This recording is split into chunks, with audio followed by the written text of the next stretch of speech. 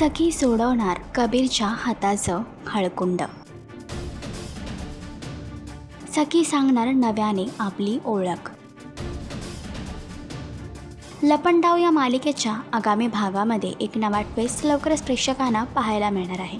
एकीकडे सखी वटपौर्णिमेच्या पूजेला जात असतानाच सरकार तिला थांबवते आणि तिला सांगते की आज 7 जन्मभर हाच नवरा आणि वडाभोवती भवरा हे घालायला जातेस ना तू. जन्म हाच नवरा वडाभोवती भवरा ही असली नाटकं असतील ना तुमची.